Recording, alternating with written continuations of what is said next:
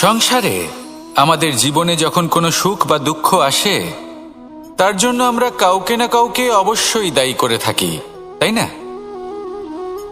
এই ব্যক্তি আমাদের সাথে এরকম কাজ করেছেন, তাই আমার সাথে এমন হলো। ওই ব্যক্তি যদি এমনটা না করতেন, তাহলে আজ আমি ওই স্থানে পৌঁছতে পারতাম। সবই আপনার দৃষ্টিভঙ্গির ওপর নির্ভরশীল, আর যদি আপনার দৃষ্টিভঙ্গি এমন হয়, তাহলে তা অনুচিত। সত্যি কথা বলতে, এই সংসারে ভিন্ন ভিন্ন ধরনের মানুষ আছে। এটা আপনার ওপর নির্ভর করছে কিভাবে তাদের স্বাগত জানাবেন। একবার ভাবুন, আমি আমার দুটো হাত সামনে নিয়ে এলাম, দুটো মুঠো খুলে দিলাম। দুই প্রকারের মানুষ আসবেন, কিছু না কিছু দিয়ে যাবেন। এই মুঠো যদি আমি বন্ধ করে দিই, তাহলে না কেউ আমাকে কিছু দিতে পারবে, না আমার কিছু যাবে আসবে। নিশ্চয়ই বুঝতে পারছেন এই দুই ধরনের ব্যক্তি কারা এবং তারা কি দিয়ে যান। আমি যদি নিজের মুঠো খুলে দিই, তাহলে কিছু ভালো মানুষ আসবেন, আমাকে আনন্দ, সন্তুষ্টি, জ্ঞান প্রদান করে যাবেন, ভালো অভিজ্ঞতা দিয়ে যাবেন। কোনো খারাপ ব্যক্তি যদি আসেন, তাহলে তিনিও খারাপ অভিজ্ঞতা দেবেন, যার থেকে আমি শিক্ষা লাভ করব। এই সব কিছু আমি লাভ করতে পারি। মুঠো যদি বন্ধ করে রাখি, তাহলে আমি কিছুই পাবো না। দেখুন, এই সংসারে প্রত্যেকের জীবনে এইরকম। প্রত্যেকের জীবনে সবকিছুই আছে, ভালো খারাপ দুই মানুষই আছে। ভালো অভিজ্ঞতা আছে, খারাপ অভিজ্ঞতা আছে। নির্ভর করছে আপনার ওপর যে আপনি কি করবেন, এনাদের স্বাগত কিভাবে জানাবেন, কার থেকে কি বুঝবেন, কি শিখতে পারবেন, আর কোন দৃষ্টিভঙ্গি নিয়ে অগ্রসর হবেন। এটাই নির্ধারণ করবে যে আপনার জীবন কেমন হবে। আসুন আমার সাথে ভালোবেসে বলুন, রাধা রাধা। জীবনে যখন কোনো ব্যক্তি নিজের লক্ষ্য প্রাপ্তির জন্য নিরন্তর পরিশ্রম করতে থাকেন, চেষ্টা করতে থাকেন, তখন তিনি কষ্ট অনুভব করেন। কখনো শারীরিক কষ্ট, কখনো মানসিক কষ্ট। এবার উনি এটা ভাবতে থাকেন যে আমি কি উচিত করছি নাকি অনুচিত করছি। কারণ অন্যদিকে এমন একজন ব্যক্তিও আছেন যিনি একদমই পরিশ্রম, চেষ্টা করছেন না। তিনি মদিরা পান করেন, বিলাসিতায় জীবন কাটান, অলস প্রকৃতির হয়ে ওঠেন, নিদ্রাতে বিলীন হয়ে থাকেন আর ভাবেন যে তিনি সুখ লাভ করছেন। কিন্তু এরকম কেন হয়? কারণ যখন আমরা সৎ পথে থাকি, উচিত পথে চলি, লক্ষ্য প্রাপ্ত করার জন্য চেষ্টা করতে থাকি, তখন আমাদের ভেতরে থাকা নেতিবাচক শক্তি এবং পাপ এই দেহকে ত্যাগ করে দেয়। আর এই অনুভূতিটাই আমাদের দুঃখের অনুভূতি দেয়, কষ্ট দেয়। এবার সেখানে যদি আমরা কুপথে চলি, অনুচিত পথে চলতে থাকি, তাহলে আমাদের ভেতরে থাকা পুণ্য এবং ধনাত্মক শক্তি আমাদের দেহ ত্যাগ করে দেয়। আর এই অনুভূতির কারণেই আমরা সুখ অনুভব করি। কিন্তু কখনো ভাববেন যে এই সুখ বেশি সময় পর্যন্ত থাকে না।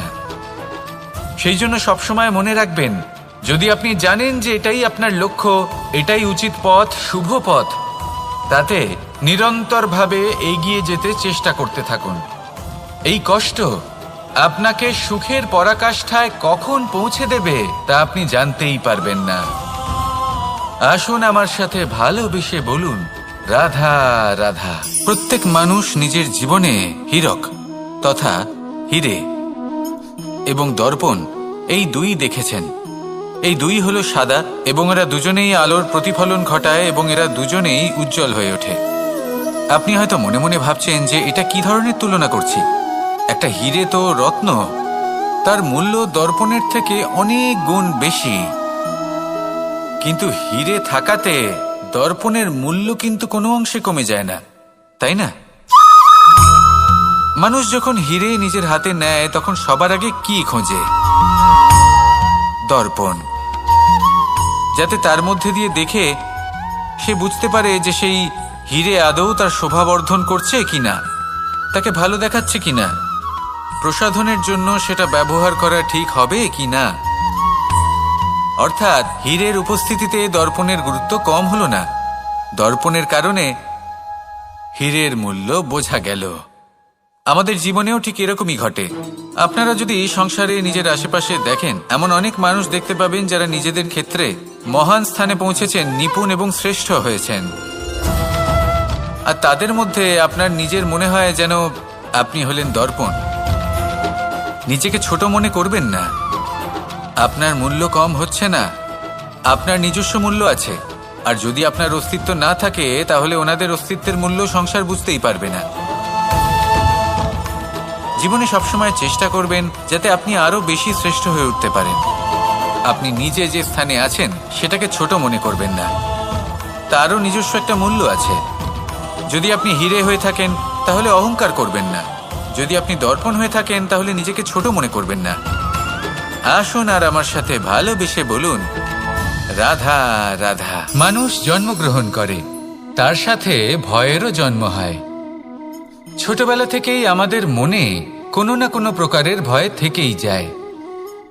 কেউ এই বিষয়ে ভয় পায় যে তার কোনো বস্তু তার থেকে দূরে চলে যাবে, কেউ এই বিষয়ে ভয় পায় যে আমি নিজেকে হারিয়ে ফেলব, কেউ এই ভেবে ভয় পায় যে আমার প্রিয়জনেরা তারা যেন আমার থেকে দূরে না চলে যায়, কেউ এই ভেবে ভয় পায় যে আমরা যেন পথ না হারিয়ে ফেলি, আদি ইত্যাদি। কিন্তু সত্যি কথা বলতে ভেবে দেখুন, এই ভয় বাস্তবে কি? শুধুই একটা মনস্থিতি, আর কিছুই নয়। যা কিছু আপনি জীবনে পেয়েছেন তা একদিন আপনাকে হারাতে হবে। এই জীবন হলো আপনারই, কিন্তু তাও একদিন সমাপ্ত হবে। তাই ভয় পেয়ে কি লাভ? এই ভয় শুধু আপনাকে জীবন যাপন করা থেকে বাধা দিচ্ছে, আর কিচ্ছু নয়। পথ হারিয়ে ফেললেই বুঝতে পারবেন যে নতুন পথ কিভাবে বানাতে হয়। কিছু মানুষকে জীবন থেকে হারালে তবেই আপনি বুঝবেন যে আপনার আপনজনকে। এই ভয়ের কারণে ভীত হয়ে থাকবেন না। এই তারা নক্ষত্র অন্ধকারের অভাবে গুরুত্ব হারায়। শিবকেও মহাদেব হওয়ার জন্য বিষ পান করতে হয়েছিল। প্রত্যেক পরিস্থিতি, প্রত্যেক সাফল্য আপনার পরীক্ষা নেবে, তাতে উত্তীর্ণ হওয়া হলো আপনার কর্ম। যখনই আপনি ভয় পাবেন বা সংকটের সম্মুখীন হবেন, তখন সাহসের সাথে তার সম্মুখীন হন। মনে রাখবেন, যে সম্মুখীন হতে জানে সাফল্য তার সাথে সবসময় থাকে। আসুন আর আমার সাথে ভালোবেসে বলুন, রাধা রাধা। এই সংসারে সব থেকে বেশি কোমল বস্তু হলো রেশম। এই রেশম এতটাই কোমল হয় যে এর পুরো একটা থান শুধুমাত্র একটা হাতে ধরা সম্ভব। কখনো ভেবে দেখেছেন এই রেশম কিভাবে হয়? একটি কীট তার লালার দ্বারা উৎপন্ন হয়। এই কীট সেই রেশমকে পাক দিতে থাকে, পাক দিতেই থাকে, আর আস্তে আস্তে তার মধ্যেই জড়িয়ে পড়ে। শেষে ওর এই সুন্দর অমূল্য সৃষ্টি রেশমের এই সুতো, তার নির্মাণ কার্য পূর্ণ হয়। কিন্তু তাতেই ও নিজে বন্দী হয়ে যায়। নিজেরই মায়াজালের এই বন্দী গৃহে নিজেই ফেঁসে যায়। এবার এই সুতোকে ব্যবহারযোগ্য করে তোলার জন্য এই কীটগুলিকে এই কবচের সাথেই ফুটন্ত জলে ফেলে দেওয়া হয়। এই সংসারে যদি আমাদের স্বপ্ন এই সংসারের দুঃখ হরণ করার জন্য, এই সংসারে সুখ বিতরণ করার জন্য হয়, তবেই আমাদের প্রগতি সম্ভব। যদি আমাদের এই স্বপ্ন শুধুই আমাদের এবং আমাদের স্বার্থ সিদ্ধির জন্য হয়, তাহলে এই স্বপ্ন আমাদের অন্ধ করে দেবে, আমাদের অন্ধকারের পথে নিয়ে যাবে, আর আমরাও সেই কীটের মতো হয়ে যাব। নিজেদেরই মায়াজালে আমরা নিজেই ফেঁসে যাব, আর শেষে আমরা যদি কিছু লাভ করি তা হবে একাকিত্ব, অন্ধকারময় মৃত্যু। তাই স্বপ্ন অবশ্যই দেখুন, কিন্তু এমনভাবে স্বপ্ন দেখবেন না যে তার এই বন্দিগৃহে আপনি নিজেই ফেঁসে গেলেন। স্বপ্ন দেখুন পরোপকারের, পরমার্থের, সবাইকে উদ্ধারের, অন্ধকারের নয়। তবেই কল্যাণ হবে, আর তবেই এই হৃদয় প্রসন্ন হয়ে বলবে, রাধা রাধা। মানুষ যখন এই সংসারে প্রবেশ করে, অর্থাৎ জন্মগ্রহণ করে, তখন নিশ্চিন্তে থাকে, আনন্দে থাকে। কিন্তু যেইমাত্র তার মধ্যে বোধশক্তি আসে, তখন সে চিন্তা করতে শুরু করে। চিন্তা ভবিষ্যতের, সেই সমস্ত বিষয় নিয়ে চিন্তা করে যা ওর হাতে নেই। তারপর বড় হয়, বিবাহ সম্পন্ন হয়, গৃহস্থ জীবন যাপন করে, তারপর আবার চিন্তায় মগ্ন হয়ে যায়। ভাবে, এই যে আমার পরিবার, আমি কি ঠিকমতো তার খেয়াল রাখতে পারছি? কাল যখন আমি এই সংসার থেকে চলে যাব, তখন আমার এই পরিবারের দেখাশোনা কে করবে? শেষ পর্যন্ত এই পরিবার তো আমারই উত্তরদায়িত্ব। যাক, আপনাকে একটা প্রশ্ন করি। এই সংসারে আসার পূর্বে আপনি কি এই প্রশ্ন করেছিলেন, এটা ভেবেছিলেন যে আমাকে ছাড়া এই সংসার কিভাবে চলবে? করেননি, তাই তো? তাই আপনার এটা নিয়ে দুশ্চিন্তা করার প্রয়োজন নেই যে আপনি যখন এই সংসার ত্যাগ করে চলে যাবেন তখন কি হবে। আপনি যখন ছিলেন না তখনও এই সংসার চলছিল, আপনি যখন এই সংসার ত্যাগ করবেন তখনও এই সংসার চলতে থাকবে। যদি কোনো বিষয়ের প্রভাব থাকে তা হলো আপনার আজকের তথা বর্তমানের কর্ম, অর্থাৎ আজ আপনি কি করছেন, কার জন্য মঙ্গল করছেন, কাকে প্রেরণা দিচ্ছেন, কাকে সাহায্য করছেন, কোন উদাহরণ প্রস্তুত করছেন। আপনি এই সংসারে যে ছবি অঙ্কন করবেন সংসার সেটাই মনে রাখবে। তাহলে শুধু সৎকর্ম করুন, মঙ্গল করতে থাকুন, আর আমার সাথে ভালোবেসে বলুন রাধা রাধা। একবার একটা শেয়াল বনে বিচরণ করছিল। ও একটা ছোট্ট শাবক দেখতে পেল। ও ভাবলো আজ একেই আমি খাবার হিসেবে গ্রহণ করব। আশেপাশে দেখলো কেউ দেখছে না তো, কেউ ছিল না, আর সেই শাবকের ওপর আক্রমণ করলো, যা হলো একটা ঘোর অপরাধ। বনের নিয়ম অনুসারে আপনি কখনোই শাবকের ওপর আক্রমণ করতে পারেন না। তারপর এই খবরটা যখন রাজা সিংহ জানতে পারলেন, সভার আয়োজন করলেন। কিন্তু সেখানে শেয়াল বলল, আমি তো এরকম কিছু করিনি। কিন্তু যদি আপনি এরকম বলেন, কোনো প্রমাণ দিন, এর কোনো সাক্ষী আছে? তখন রাজা সিংহ পেঁচাকে ডেকে পাঠালেন, যে সেই মুহূর্তে বৃক্ষের শাখার ওপর বসেছিল, সে সব কিছু দেখেছিল। পেঁচা সব সত্যি কথা বলল, আর শেয়ালকে মৃত্যুদণ্ড দেয়া হলো। এবার এই কাহিনী আমি আপনাকে কেন শোনালাম? কারণ মানুষও কখনো কখনো এরকম কর্ম করেন যা শিয়াল করেছে। এটা ভাবেন কেউ দেখছে না, যখন আমি অনুচিত কর্ম করতেই পারি। কিন্তু না, আপনি যাই করুন না কেন, কেউ না কেউ অবশ্যই তা দেখছে। কোনো ব্যক্তি না হলেও কোনো প্রাণী, না হলে কোনো যক্ষ বা দেব বা প্রেত। যদি এনারা কেউ না দেখেন, তাহলে ধরিত্রী মাতা দেখেন, যেখানে দাঁড়িয়ে আপনি সেই কর্ম করছেন, তাই না? তাই একটা কথা সবসময় মনে রাখবেন, কে দেখছেন কে দেখছেন না সেই বিষয়ে ভাবা ছেড়ে দিন। এটা খুব সহজ কথা। আপনি যদি উচিত কর্ম করেন, উচিত ফল পাবেন। যদি অনুচিত কর্ম করেন, তাহলে আপনি অনুচিত ফল অবশ্যই পাবেন। সেই জন্য উচিত পথে চলতে থাকুন, উচিত কর্ম করতে থাকুন, আর আমার সাথে ভালোবেসে বলুন রাধা রাধা। সুখ, দুঃখ এবং শক্তি, এই তিন হলো এই সংসারের ত্রিদেবের মতো। আমাদের জীবনে যা কিছু ঘটছে এই তিনটির ভিত্তির উপরেই হচ্ছে। আসলে এই সংসারের একটা নিয়ম আছে, যখনই আপনি কিছু লাভ করেন, এই সংসার আপনার পরীক্ষা নেয়। এটা জানার জন্য আপনার পরীক্ষা নেয় যে আপনি যা কিছুই লাভ করেছেন, আপনি কি আদৌ সেটার যোগ্য কি না। ঠিক সেইভাবেই এই সুখ, দুঃখ এবং শক্তি আপনার পরীক্ষা নিয়ে থাকে। যখন সুখ আসে তখন সে আপনার পরীক্ষা নেয় যে আপনার মধ্যে অহংবোধ জাগ্রত হয়নি তো। যদি অহংবোধ চলে আসে, তাহলে সুখ সেখানেই সঙ্গ ত্যাগ করে। দুঃখ আপনার ধৈর্যের পরীক্ষা নিতে থাকে, আর যদি আপনার মধ্যে ধৈর্য না থাকে, তাহলে এটা আপনাকে আরো বেশি দুঃখের গভীর অন্ধকারে ঠেলে দেবে। সেখানে শক্তি পরীক্ষা নেয় আপনার বিনম্রতার। যদি আপনি বিনম্র না হন, তাহলে হয় এই শক্তি আপনার সঙ্গ ত্যাগ করবে, নয় এই শক্তি বিনম্রতার অভাবে আপনার পতনের কারণ হতে পারে। এই সংসারে যে কোনো ব্যক্তি যিনি এই পরীক্ষায় উত্তীর্ণ হয়ে থাকেন, এই জীবনে তিনি সাফল্য লাভ করেন। আসুন আমার সাথে ভালোবেসে বলুন রাধা রাধা। আমি মনুষ্য রূপে জন্ম নিয়েছি এবং সমস্ত কর্ম এই রূপেই করেছি। কিন্তু আশ্চর্যের বিষয় হলো যে আজও মানুষ আসেন এবং হাত জোড় করে প্রার্থনা করেন যেন আমি ওনাদের সহায়তা করি। আপনাদের একটা কথা বলতে চাই, আমি সকলকে সাহায্য করতে পারবো না, কিন্তু আমি শিক্ষা অবশ্যই দিতে পারবো, জ্ঞান প্রদান করতে পারবো।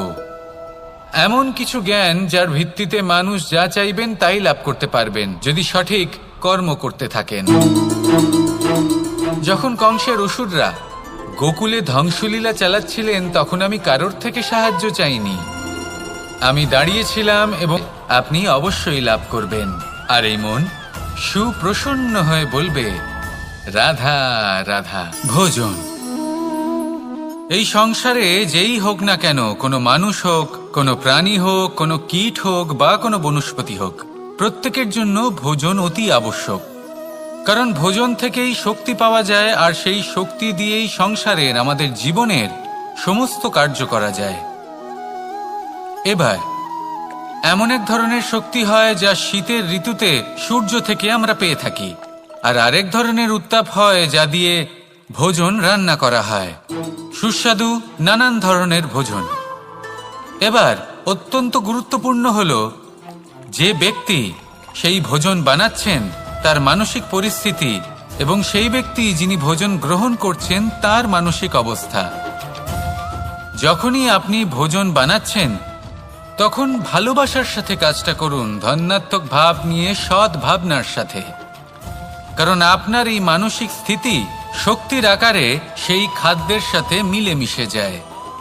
আর যখনই আপনি ভোজন গ্রহণ করছেন তখন সদ্ভাবনার সাথে, প্রসন্নতার সাথে গ্রহণ করুন, ধন্যাত্মক ভাব নিয়ে।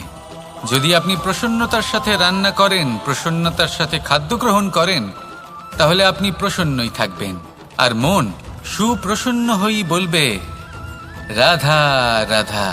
দীপাবলি আমাদের সবথেকে বড় উৎসব। শ্রীরাম রাবণকে পরাস্ত করে 14 বছরের বনবাস কাটিয়ে আবার অযোধ্যায় ফিরে এলেন অমাবস্যার রাত্রে। অযোধ্যায় সবাই খুব প্রসন্ন ছিলেন, খুবই উৎসাহিত ছিলেন। অযোধ্যায় সহস্র প্রদীপ প্রজ্বলিত করা হয়েছিল এই উৎসবে। একে আমরা দীপাবলি বলে থাকি। এবার এই বিষয়ে আমরা সকলে জানি। আপনি কি এটা জানেন যে শ্রীরাম বাস্তবে অমাবস্যার এক রাত আগেই অযোধ্যায় পৌঁছে গেছিলেন? সবার সামনে অমাবস্যার রাতে এসেছিলেন। এর কারণ কি? শ্রীরাম প্রমাণ করতে চেয়েছিলেন যে যে কোনো সময়, দিন হোক বা রাত, শুভ বা অশুভ হয় না। শুভ অশুভ কিছু থাকলে তা হলো মানুষের চিন্তা, তার ভাবনা, তার নির্বাচন আর তার কর্ম। নিজেই দেখে নিন, শ্রীরাম শুভ কাজ করে ফিরেছিলেন এবং অমাবস্যার মতো গভীর এক রাত্রিকেও দীপাবলিতে পরিবর্তিত করেছিলেন। এমনটাই যদি আমরা করতে পারি, তাহলে এমন কোনো গৃহে যান যেখানে অসহায় ব্যক্তি রয়েছেন, যা অন্ধকারাচ্ছন্ন, আর সেখানে প্রকাশ প্রজ্বলিত করুন। প্রকাশ সহায়তার, প্রেরণার, আশার। যদি এমন কিছু আমরা করতে পারি তাহলে তাকে প্রকৃত অর্থে দীপাবলি বলা যেতে পারে। তাহলে নিজের পরিবারের সাথে দীপাবলি পালন করুন। আপনাদের শুভেচ্ছা জানাই। আসুন আর আমার সাথে ভালোবেসে বলুন, রাধা রাধা। এই শুকনো পাতাটিকে দেখুন, নিষ্প্রাণ হয়ে পড়েছে। কোনো একটা সময় এই পাতাটি একটা গাছের ডালে ছিল। সেই গাছ ওর লালন পালন করত। যখন যখন বাতাস বইত, এই পাতায় কম্পন দেখা দিত, মনকে প্রফুল্ল করে তুলত। কোনো একদিন এই পাতা গাছের ডাল থেকে ঝরে পড়ে গেল। নিঃসন্দেহে ও নিজের স্বাধীনতা পেল, কিন্তু আস্তে আস্তে শুকিয়ে গেল, নিষ্প্রাণ হয়ে গেল। দেখুন, আমি এই কথা বলছি না যে স্বাধীনতা অনুচিত, কখনোই না। কিন্তু যে কোনো পরিস্থিতিতে স্বাধীন হতে চাওয়া এটা নিশ্চিতরূপে অনুচিত। আমরা যদি আমাদের জীবনে পরিবারের গুরুত্ব ভেবে দেখি, তাহলে এই পরিবারে যতই মতভেদ থাকুক না কেন, যতই মনোমালিন্য থাকুক না কেন, যতই বিবাদ থাকুক না কেন, এই সব মিটিয়ে নেওয়া অত্যন্ত প্রয়োজনীয়। সেই সবকিছু সমাপ্ত করা অত্যন্ত প্রয়োজনীয়। কখনো এই পরিবারকে ভাঙতে দেবেন না, কখনো এই পরিবার থেকে দূরে চলে যাবেন না। এই পরিবার হলো আমাদের জীবনের একটা অমূল্য সম্পদ, অমূল্য এক আশ্রয়, যা এই সংসারে হয়তো কোথাও আপনি পাবেন না। তাই একে আগলে রাখুন। ভেবে নিন, আপনি পাতা আর আপনার পরিবার সেই গাছ। আসুন আমার সাথে ভালোবেসে বলুন, রাধা রাধা।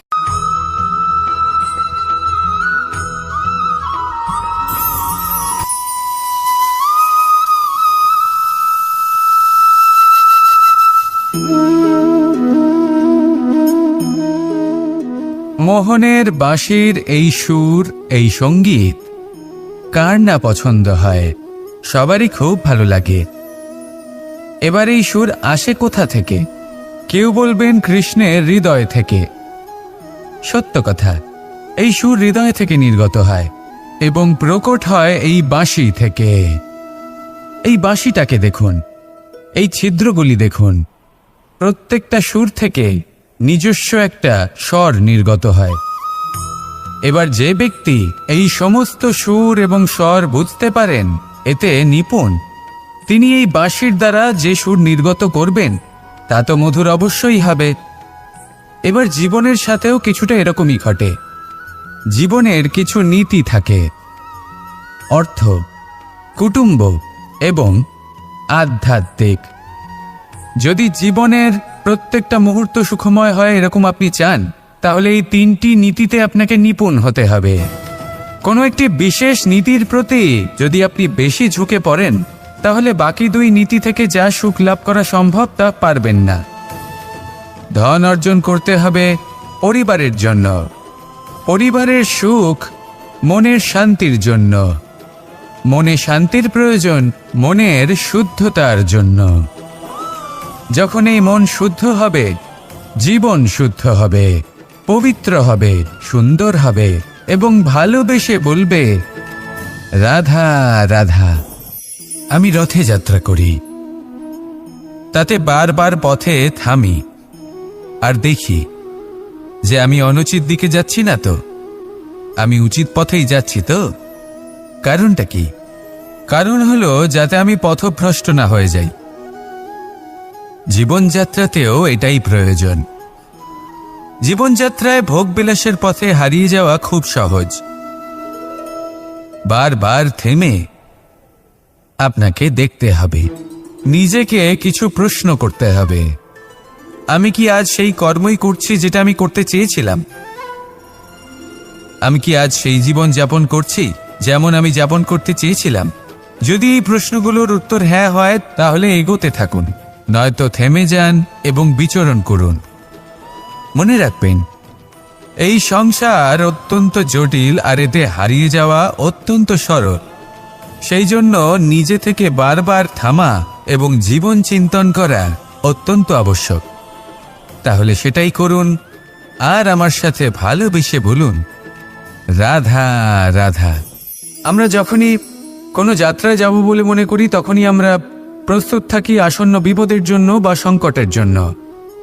যেমন যদি আমাদের মনে হয় যে আজকের পরিবেশ খুব ঠান্ডা হবে, তাহলে আমরা গরম বস্ত্র ধারণ করি বা সেটাকে সাথে নিয়ে যাই।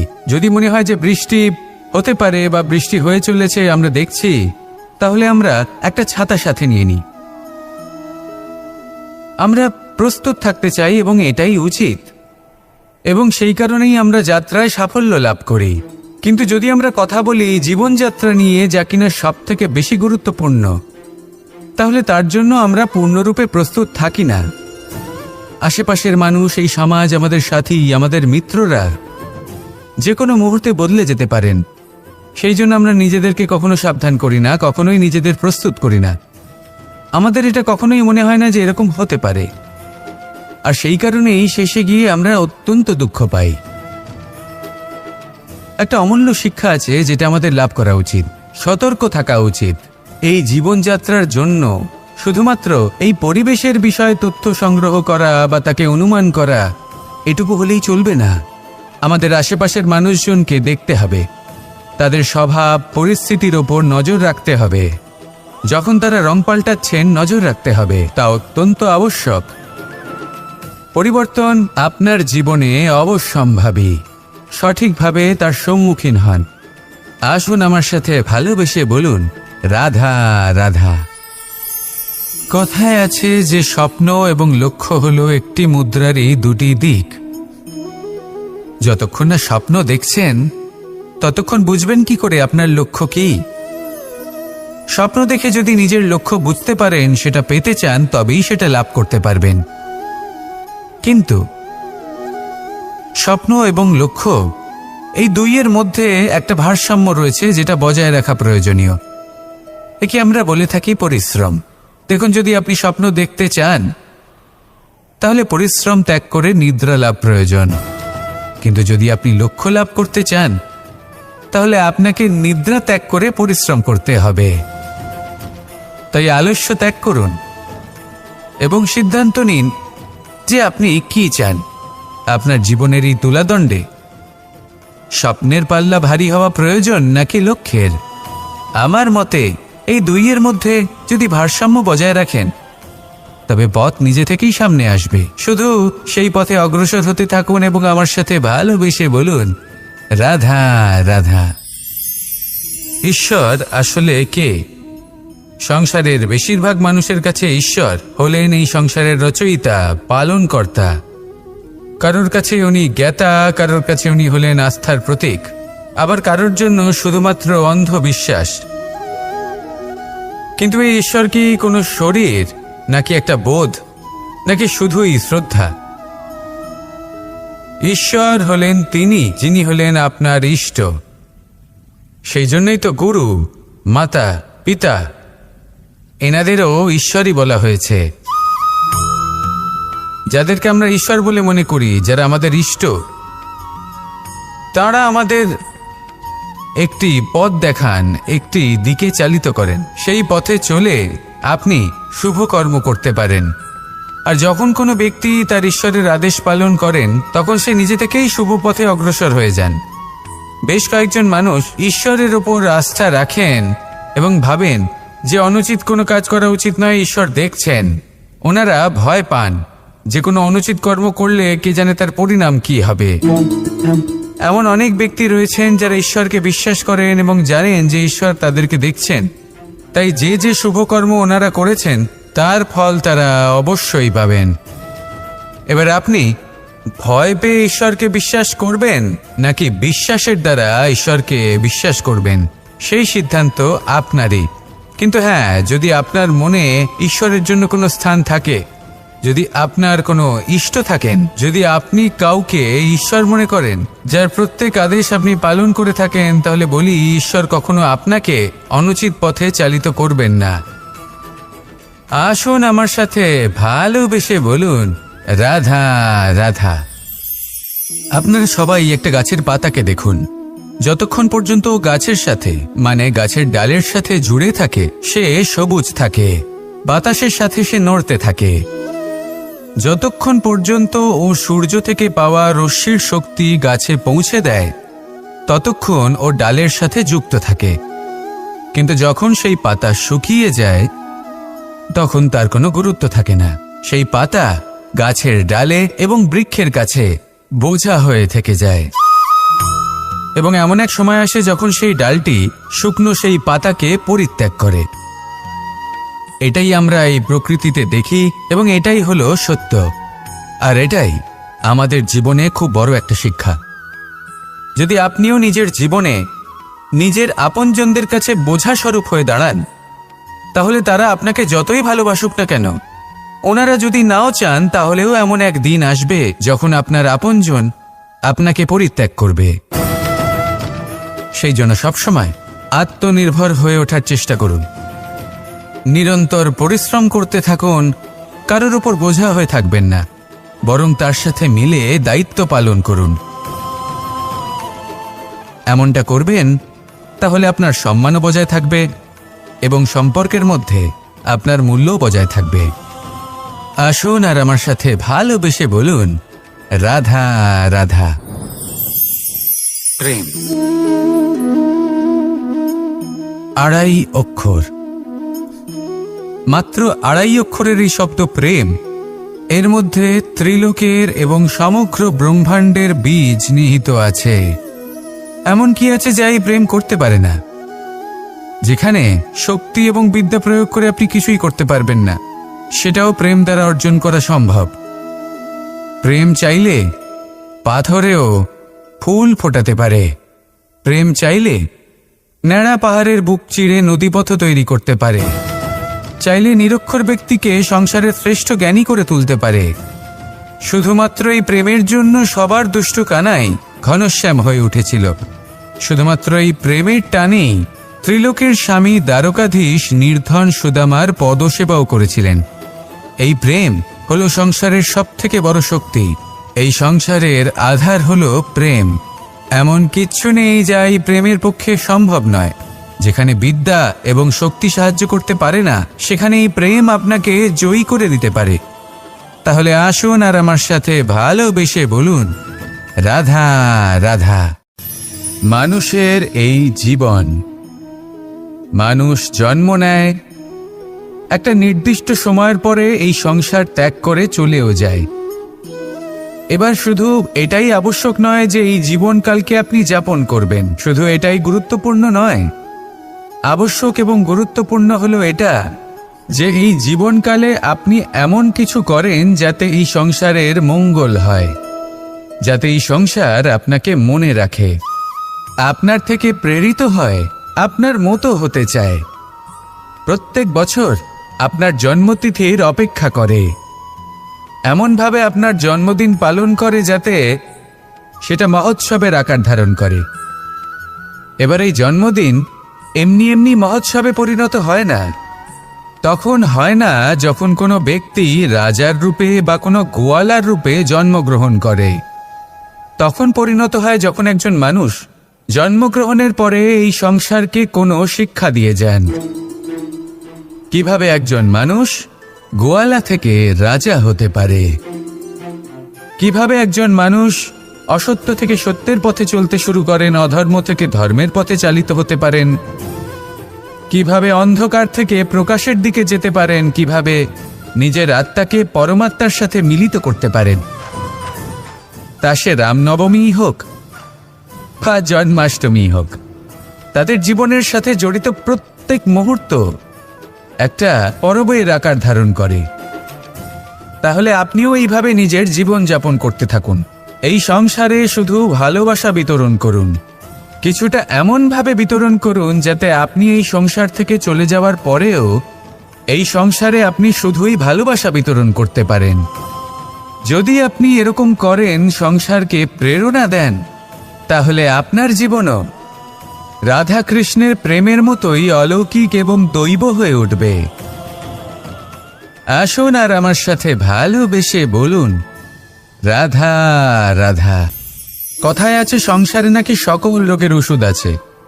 যদি আপনি নিজের শরীরকে ভালোবাসেন তাহলে ব্যায়াম করুন, যদি নিজের নিঃশ্বাস প্রশ্বাসকে ভালোবাসেন তাহলে প্রাণায়াম করুন, যদি আপনি নিজের আত্মাকে ভালোবাসেন তাহলে ধ্যান করুন, কিন্তু যদি আপনি নিজের জীবনকে পরমাত্মাকে ভালোবাসেন তাহলে সকলকে ভালোবাসতে থাকুন।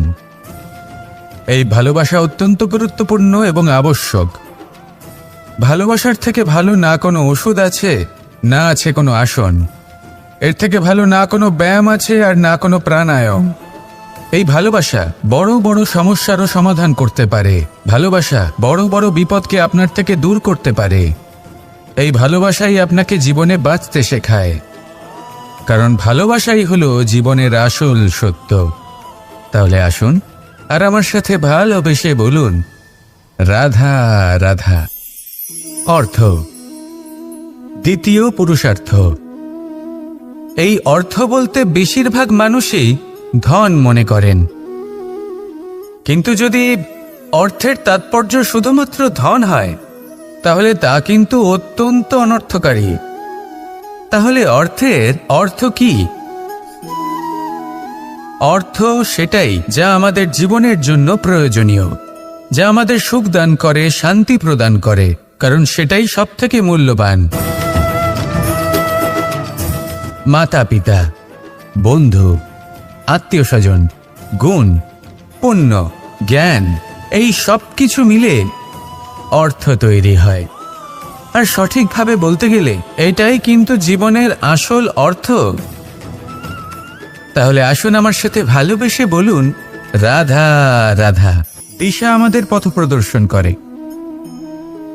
আর আমরা এই দিশার মধ্যেও পবিত্র অপবিত্র, শুভ অশুভ জিনিস খুঁজে পাই।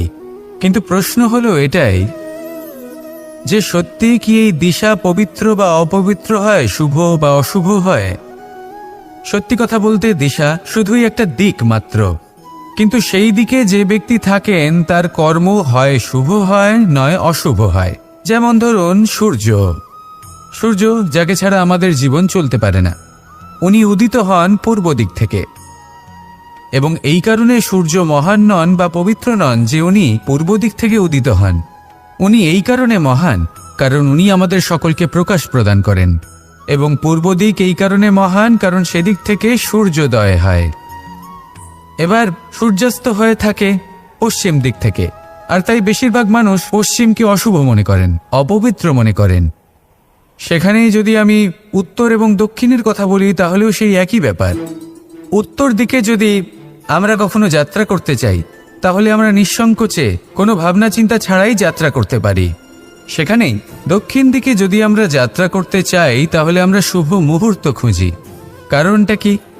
কারণ উত্তর দিকে হিমালয় পর্বত আছে, যেখানে আমরা জড়িবুটি খুঁজে পাই, যেখান থেকে পবিত্র নদী প্রবাহিত হয়। সেখানেই দক্ষিণ দিকে আছে বিশাল নোনা জলের সাগর। এমন একটা স্থানও আছে যেখানে লঙ্কাপতি রাবণ থাকতেন। আর হয়তো এই সকল কর্মের কারণেই আমাদের দৃষ্টিভঙ্গি এমন হয়ে গেছে। তাই আপনার কর্ম সবসময় যথাসম্ভব শ্রেষ্ঠ রাখুন, কারণ আপনার কর্ম শুধু আপনার জন্যই নয়। আপনি যেখানে আছেন, আপনার কুল, আপনার স্থান, আপনার দিশা, এই সব কিছুর ওপর তার প্রভাব পড়বে। তাই সবসময় শুভ কর্ম করুন এবং আমার সাথে ভালোবেসে বলুন, রাধা রাধা। কখনো কোনো বৃক্ষকে দেখেছেন? এই ধরিত্রী থেকে ততটুকুই জল নেয় যতটুকু তার প্রয়োজন। কোনো প্রাণীকে দেখুন, এই প্রকৃতি থেকে ততটুকুই খাবার গ্রহণ করবে যতটুকু তার খিদে রয়েছে। খিদে মিটে গেলে আর খাবে না। এবার মনুষ্যকে দেখুন, সে নিজের জীবনে যা কিছু পেয়েছে, বস্তু, ধন, খাবার, শক্তি, প্রয়োজনের থেকে অনেক বেশি লাভ করার চেষ্টা করে থাকে। প্রয়োজনের থেকে বেশি যদি পেয়েও যায় তাহলেও তার কম মনে হয়। এবার এরকম ঠিক কেন হয়? এর পেছনের কারণ কি? কারণ হলো লোভ।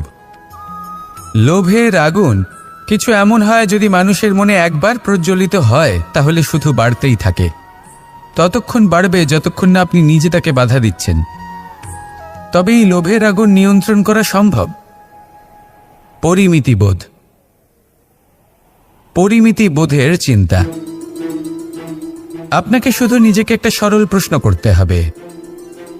যখনই মনের মধ্যে কোনো বস্তুর প্রতি, শক্তির প্রতি, ধনের প্রতি, ভোজনের প্রতি লোভ বেড়ে যায়, নিজেকে প্রশ্ন করুন, এটা কি আমার কাছে ততটাই প্রয়োজনীয় যতটা একটা বৃক্ষের কাছে জল, যতটা একটা প্রাণীর কাছে ভোজন? এটা কি ততটাই প্রয়োজনীয়? যদি উত্তর না হয় তাহলে নিজেকে সেখানেই বাধা দিন, সেই ভাবনা সেখানেই ত্যাগ করুন, কারণ সেটাই হলো লোভ। ঠিক এইভাবেই প্রয়োজনীয়তার চিন্তা করে আস্তে আস্তে এই মন নির্লোভ হয়ে উঠবে, আর এই মন প্রসন্ন হয়ে বলবে, রাধা রাধা। এ হলো গোলাপ ফুল। একে আমরা সকলেই চিনি। সমগ্র সংসার ভালোবাসে এই পুষ্পকে। এই ফুল দেখতেও সুন্দর। সবথেকে বেশি গুরুত্বপূর্ণ কথা হলো এর সুগন্ধ, যা দূর দূরান্ত থেকে ব্যক্তিদেরকে আকৃষ্ট করে। এই সুন্দর পুষ্প একটু মন দিয়ে দেখলেই দেখা যায় এর নিচে কাঁটা রয়েছে।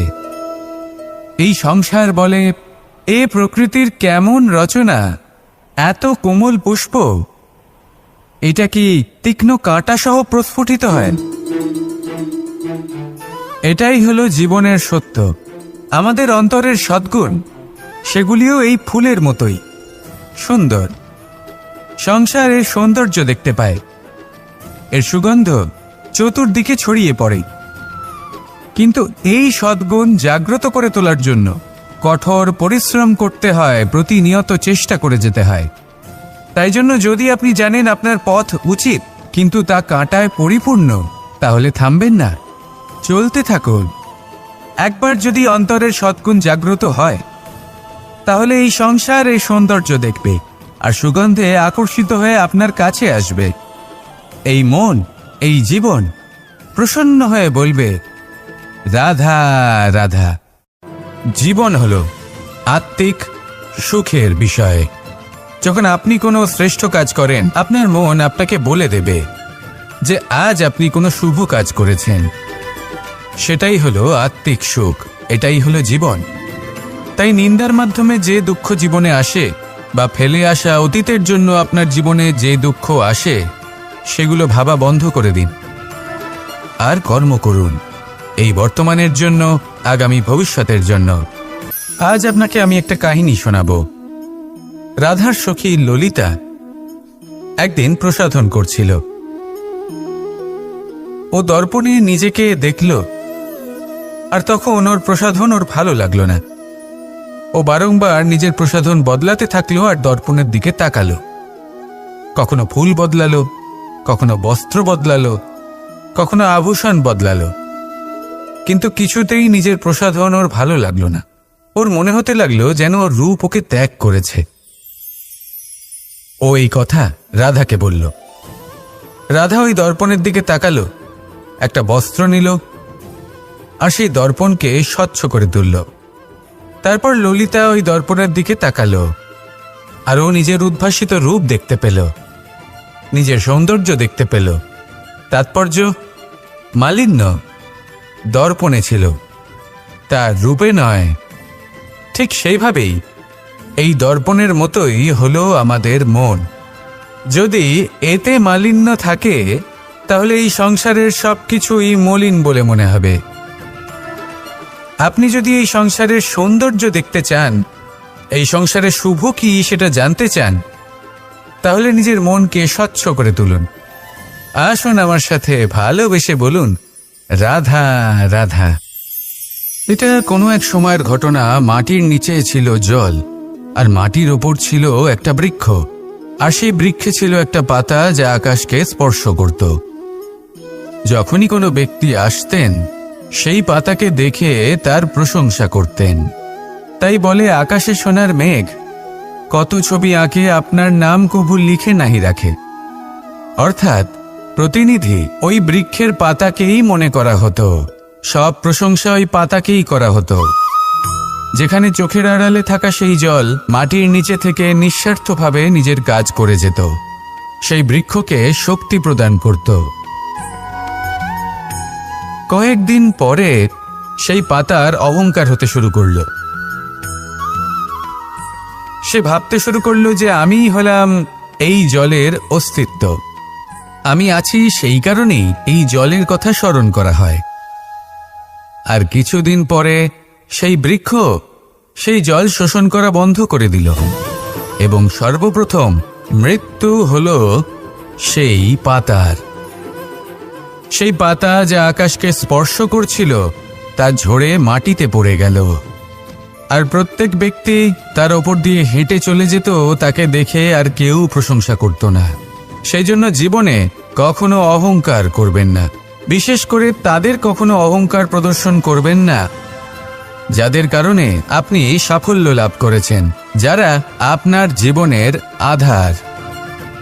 চিরকাল তাদের প্রতি কৃতজ্ঞ থাকুন, তাদের সাথে সম্পর্ক বজায় রাখুন, তাদের সাহায্য করুন, আর আমার সাথে ভালোবেসে বলুন, রাধা রাধা। আপনি কখনো কখনো নিশ্চয়ই কোনো ব্যক্তিকে এটা বলতে শুনেছেন, বা আপনি নিজে বলেছেন বা ভেবে দেখেছেন যে আমি আমার নিজের জীবনে যেটা করতে চেয়েছিলাম সেটা করতে পারলাম না, যে লক্ষ্য অর্জন করতে চেয়েছিলাম সেটা অত্যন্ত কঠিন ছিল, আমি এগোতে পারলাম না, আদি ইত্যাদি। আমরা সবাই কখনো না কখনো ভাবি যে লক্ষ্য আমরা নির্ধারণ করেছি সেটা আমাদের পক্ষে অত্যন্ত কঠিন, প্রায় অসম্ভব। আমাকে বলুন, যে প্রত্যেকটা বস্তু বা সাফল্য যা কিছু আপনি কামনা করেছেন, কোনোটাই কি সরল ছিল? নির্বাচনের সময় সেটা সরল ছিল না, সেই জন্যই আপনি সেই লক্ষ্যটা নির্বাচন করেছেন। কারণ সংসারের যে কোনো বস্তু বা কোনো সাফল্য যদি খুব সহজে পাওয়া যায় বা কম চেষ্টা করেই লাভ করা যায়, সেটা আমাদের ততটা সন্তুষ্ট করে না। সেই জন্য আমরা জেনে বুঝেই কঠিন লক্ষ্য নির্বাচন করি, কারণ সেই লক্ষ্য আমাদের প্রতিস্পর্ধা এবং সংঘর্ষের সম্মুখীন করে, যার সম্মুখীন হয় অগ্রসর হওয়ার পরে আমরা আরও বেশি শ্রেষ্ঠ হয়ে উঠি। সেই জন্য কিছু অসম্ভব কিনা সেই বিষয় চিন্তা করবেন না, শুধু অগ্রসর হতে থাকুন, নিজের কর্ম করুন, সেই লক্ষ্যকে প্রাপ্ত করুন, আর আমার সাথে ভালোবেসে বলুন, রাধা রাধা। প্রত্যেকটি মানুষ জীবনে কখনো না কখনো এই কথাটা নিশ্চয়ই শুনেছেন যে ভাগ্যের থেকে বেশি আর সময়ের পূর্বে কিছুই পাওয়া যায় না। আর এটা সত্যিও বটে, কিন্তু এর থেকেও বড় একটা সত্যি আছে, আর সেটা হলো যে আপনি নিজেই নিজের ভাগ্য রচনা করতে পারেন নিজের কর্মের দ্বারা। যেমন ধরুন, যদি আপনার ভাগ্যে কোনো জিনিস না থাকে তাহলে সেটা এসেও চলে যাবে, আর যদি ভাগ্যে কিছু থাকে তাহলে তা নিজেই আসবে, যদি আপনি সেই কর্ম করেন। যেমন ধরুন পাণ্ডবরা, ওনাদের জীবন কি ছিল, ওনাদের সাথে কি হয়েছিল? ওনাদের পিতা বনবাসী হয়েছিলেন, অকাল মৃত্যু লাভ করেছিলেন। এবার এটাই যদি ওনারা নিজেদের ভাগ্য বলে মেনে নিতেন আর কিছুই না করতেন, তাহলে মহাভারতের সেই যুদ্ধে জয়লাভ করে সমস্ত ভূমণ্ডলের স্বামী কি করে হয়ে উঠতেন? অর্থাৎ হতে পারে সিংহ বনের রাজা, কিন্তু শিকার নিজে পায়ে হেঁটে তার কাছে আসে না। সেই ভোজন লাভ করার জন্য সিংহকে কর্ম করতেই হয়। তাহলে আপনার ভাগ্যে যেটা আছে সেটা আসবে, কিন্তু কর্মের জোরে আসবে। তাই কর্ম করতে থাকুন আর আমার সাথে ভালোবেসে বলুন, রাধা রাধা। মানুষ যখনই কোনো কাজ করেন তখন ওনার মনে একটা প্রশ্ন অবশ্যই আসে যে এই কাজের পরে লোকে নিন্দা করবে নাকি প্রশংসা করবে। এই বিষয়ে ভাবতে ভাবতে ওনারা এটা বুঝতে ভুলে যান যে নিন্দা এবং প্রশংসার বিষয় ভেবে ওনারা নিজেদের একাগ্রতা এবং সমর্পণ দুটোই হারিয়ে ফেলেন। নিন্দা হবে ভেবে ভয় পাওয়ার কি প্রয়োজন? নিন্দাতে অনুচিত কি আছে? উচিত দৃষ্টিভঙ্গি দিয়ে ভেবে দেখুন।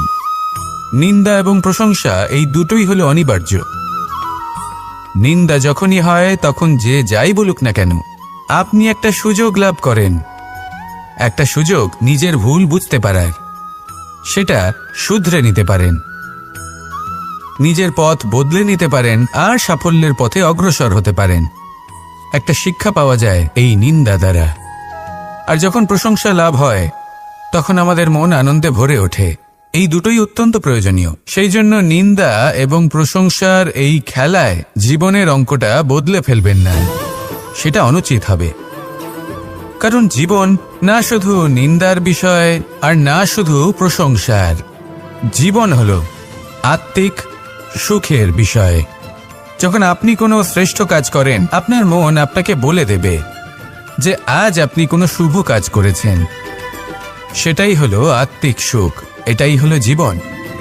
তাই নিন্দার মাধ্যমে যে দুঃখ জীবনে আসে বা ফেলে আসা অতীতের জন্য আপনার জীবনে যে দুঃখ আসে, সেগুলো ভাবা বন্ধ করে দিন আর কর্ম করুন এই বর্তমানের জন্য, আগামী ভবিষ্যতের জন্য। আসুন আমার সাথে ভালোবেসে বলুন, রাধা রাধা। দেখুন, এটা তো সবাই করে থাকেন, ধনের কামনা করা, ধন অর্জন করা, ঈশ্বরকে ধন্যবাদ জানানো, সবাই করেন, কিন্তু ফল সবাই পান না। কারণ বেশিরভাগ মানুষই পেছনে ফিরে তাকিয়ে এটা ভাবেন যে আমরা তো জীবনটা যাপনই করলাম না। এই জীবনে সবকিছু আছে, সম্পত্তি আছে, স্বাচ্ছন্দ্য আছে, সাফল্য আছে, শুধু সুখ আর শান্তি নেই। এবার এরকমটা কেন হয়? এর পেছনে কারণটা কি? কারণ হলো এটাই যে জীবনে বাঁচার যে বিধি আপনি নির্বাচন করেছেন তা কিছুটা অনুচিত। জীবনে কিভাবে বাঁচা উচিত, জীবনযাপন কিছুটা রীতি মেনে করা উচিত। অর্থাৎ সবাইকে ভালোবাসুন, কারোর সাথে ছলনা করবেন না, সম্পর্ক গড়ে তুলুন, তা পালন করুন। যদি ধন অর্জন করতে চান তাহলে নীতি মেনে করুন, ভেবেচিন্তে পরিকল্পনা করে। আবার বলবো, কারোর সাথে কোনো ছলনা নয়, কোনো অনুচিত কর্ম করবেন না ধন অর্জন করার জন্য। আর যদি ঈশ্বরকে ধন্যবাদ জানাতে চান তাহলে প্রীতি দ্বারা করুন। আর যে ব্যক্তি রীতি, নীতি আর প্রীতি এই তিনটি ভাব বুঝে উঠতে পারে এবং তা আত্মসাৎ করে নিতে পারে, তার অতীত, ভবিষ্যৎ এবং বর্তমানকাল সবকিছু সংযত হয়। আপনি কিভাবে জীবনযাপন করতে চান, কিভাবে ধন অর্জন করতে চান, ঈশ্বরকে ধন্যবাদ জানাতে চান, নির্বাচন আপনার। আসুন আমার সাথে ভালোবেসে বলুন, রাধা রাধা।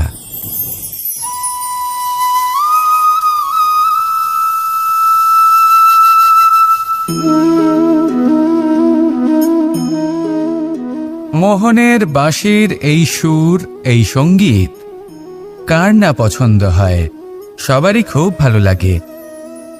এবার এই সুর আসে কোথা থেকে? কেউ বলবেন কৃষ্ণের হৃদয় থেকে।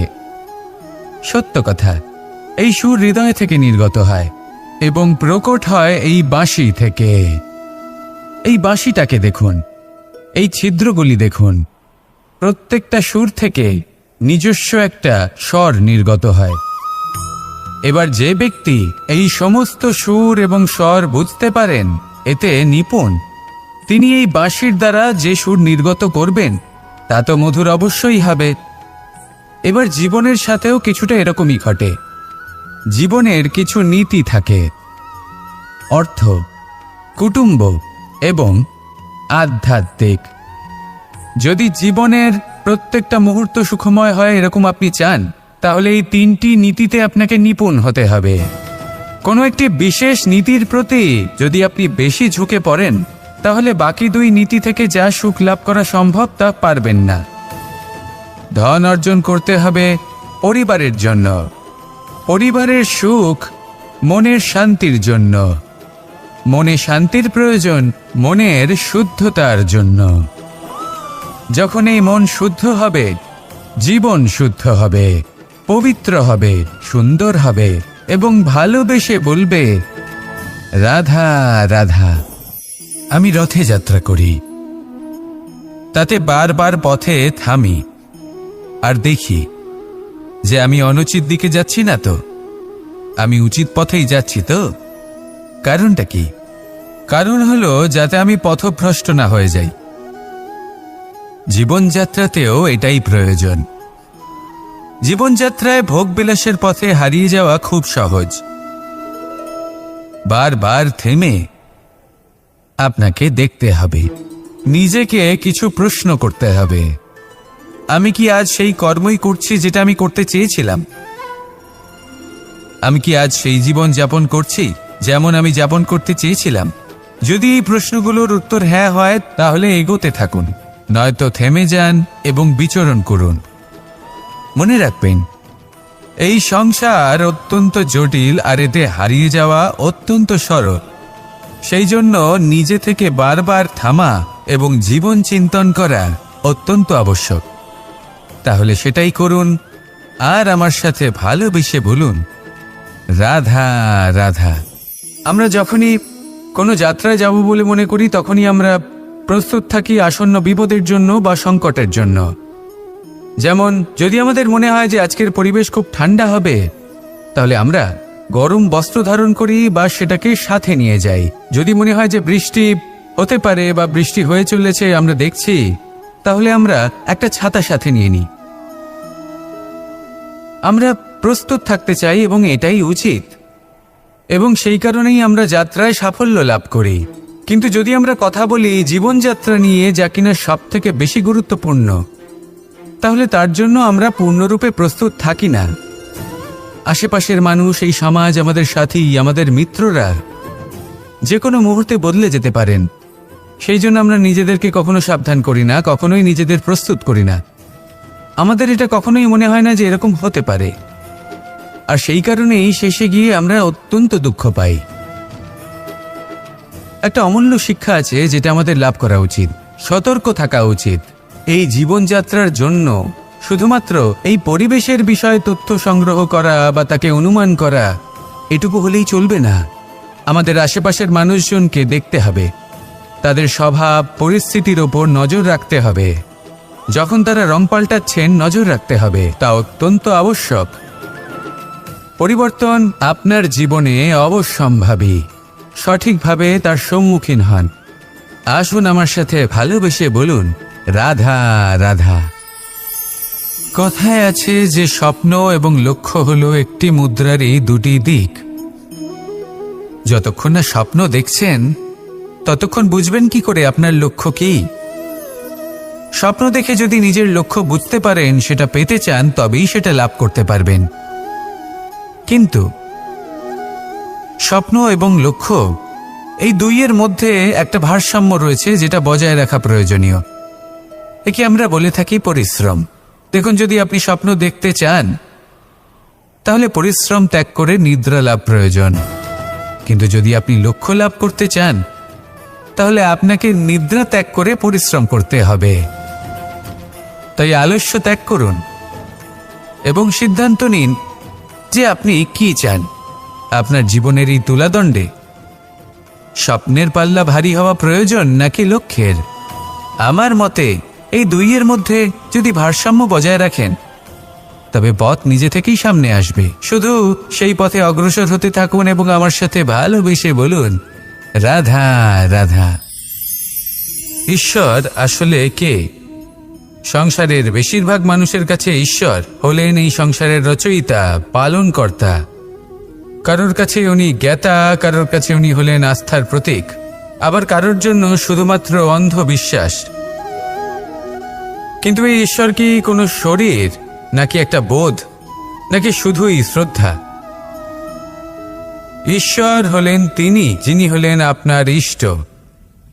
সেই জন্যই তো গুরু, মাতা, পিতা এনাদেরও ঈশ্বরই বলা হয়েছে।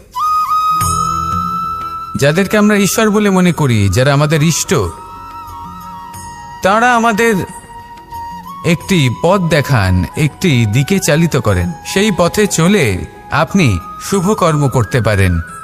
আর যখন কোনো ব্যক্তি তার ঈশ্বরের আদেশ পালন করেন তখন সে নিজে থেকেই শুভ পথে অগ্রসর হয়ে যান।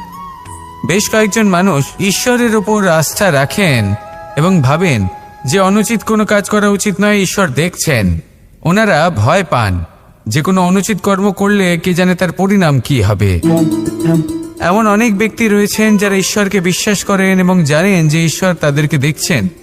তাই যে যে শুভ কর্ম ওনারা করেছেন তার ফল তারা অবশ্যই পাবেন। এবার আপনি ভয় পেয়ে ঈশ্বরকে বিশ্বাস করবেন নাকি বিশ্বাসের দ্বারা ঈশ্বরকে বিশ্বাস করবেন, সেই সিদ্ধান্ত আপনারই।